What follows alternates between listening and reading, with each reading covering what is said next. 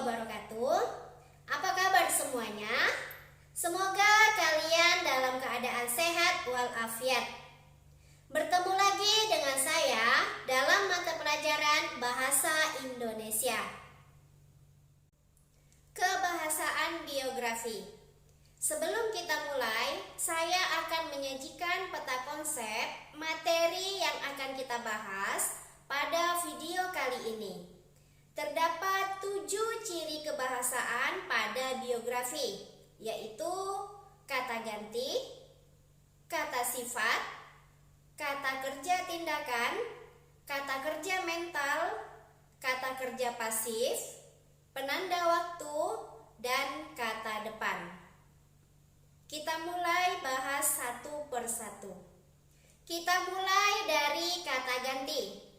Kata ganti orang merupakan salah satu jenis kata yang sering kita gunakan sehari-hari, baik saat menulis maupun berbicara.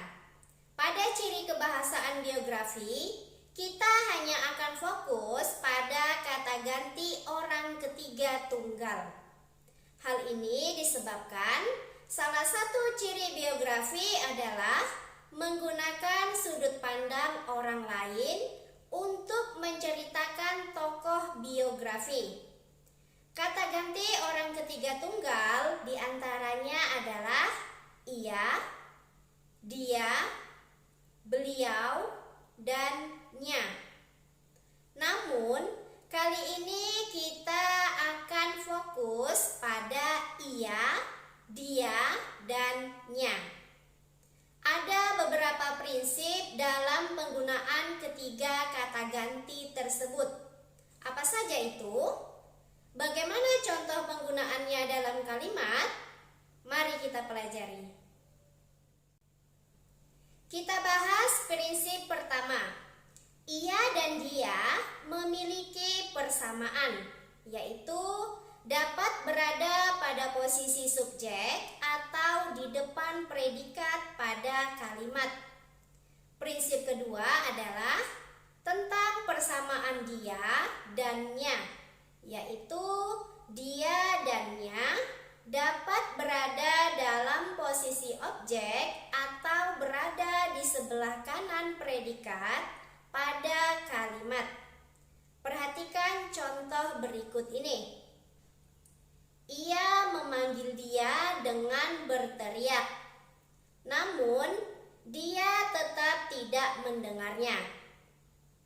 Ia dan dia dapat berada pada posisi subjek, sedangkan dia dan nya sama-sama dapat diletakkan pada objek. Prinsip berikutnya adalah tentang perbedaan ia dan nya. Prinsipnya yaitu nya tidak dapat berada pada posisi subjek, sedangkan ia tidak dapat dipakai sebagai objek. Perhatikan contoh kalimat berikut ini. Nya memanggil ia dengan berteriak. Tepatkah kalimat ini? Mengapa demikian? Seperti yang sudah saya sampaikan tadi, kalimat ini tidak tepat karena nya diletakkan pada subjek dan ia diletakkan pada objek. Sekarang saya akan mengubah posisinya dan ia seperti ini. Ia memanggilnya dengan berteriak. Bagaimanakah sekarang? Sudah tepat bukan? Selanjutnya kata sifat. Kata sifat digunakan dalam mendeskripsikan tokoh untuk memberikan informasi secara rinci tentang sifat-sifat tokoh. Dalam KBBI, kata sifat atau adjektiva merupakan kata yang menerangkan nomina atau kata benda dan secara umum dapat bergabung dengan kata lebih dan sangat. Contohnya, mobil baru. Mobil berupa nomina diterangkan oleh kata sifat baru. Contoh lainnya, lebih enak dan sangat baik. Contoh kata sifat yang mendeskripsikan watak tokoh antara lain rajin, ulet, dan jenius. Dalam menggambarkan watak tokoh, seringkali penggunaan kata sifat diawali oleh kata adalah dan merupakan. Perhatikan contoh berikut ini. Dahlan adalah anak yang rajin. Habibie merupakan salah satu anak bangsa yang jenius. Kata kerja tindakan. Apa sih yang dimaksud dengan kata kerja tindakan? Dan bagaimana pula contohnya? Kata kerja tindakan banyak digunakan untuk menjelaskan peristiwa-peristiwa yang dialami tokoh. Secara pengertian, kata kerja berarti kata yang menggambarkan perbuatan, proses, atau keadaan. Sedangkan tindakan adalah sesuatu yang dilakukan ataupun tindakan yang dilaksanakan untuk mengatasi sesuatu. Perhatikan contoh berikut. Setelah belajar di sekolah, ia segera pulang ke rumah untuk menggembalakan kambing milik orang tuanya. Dari contoh tersebut, terdapat 3 kata kerja tindakan, yaitu belajar, pulang, dan menggembalakan. Nah, dapat kita simpulkan bahwa kata kerja dapat berupa kata dasar, pulang, kata berimbuhan, menggembalakan, serta kata berimbuhan belajar. Kata kerja mental. Menurut KBBI, kata kerja atau verba adalah kata yang menggambarkan proses, perbuatan, atau keadaan. Sedangkan mental berkaitan dengan batin dan watak manusia yang bukan bersifat badan atau tenaga.